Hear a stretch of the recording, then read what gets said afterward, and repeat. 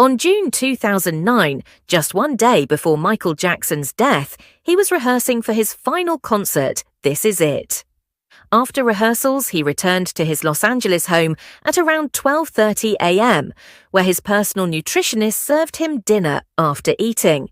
Michael went to his room to try and sleep, but due to insomnia, he couldn't fall asleep. He then contacted his personal physician, who was already at the house at 1:30 a.m. His doctor gave him medications, including diazepam, lorazepam, and midazolam, but none had any effect. Michael was also given several injections, but they were also ineffective. After about 8 to 10 hours of trying, Michael finally requested the drug propofol. Initially, his doctor refused to give it to him, but by 10:30 a.m. As Michael grew more desperate, the doctor reluctantly administered the proper injection.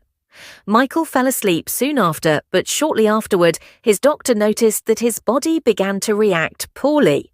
His breathing stopped and his pulse became extremely weak.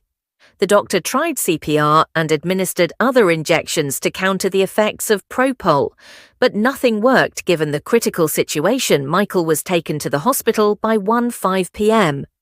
Despite several attempts to revive him, his body showed no response by approximately 2:30 p.m. Michael Jackson was unexpectedly pronounced dead. After Michael Jackson's death, his personal physician was sentenced to 4 years in prison for negligence.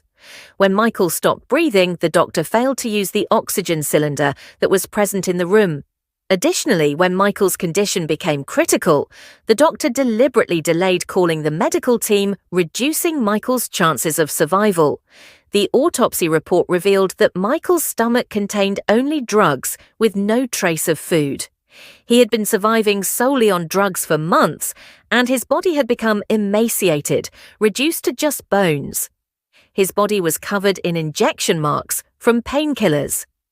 The drug dosage in Michael's system had increased to such an extent that even high doses no longer had any effect on him. When this news broke, people began searching for the reasons behind Michael Jackson's death, causing the internet to slow down and websites to crash.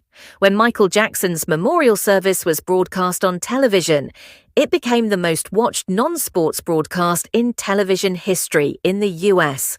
Alone, nearly 30 million people watched the ceremony.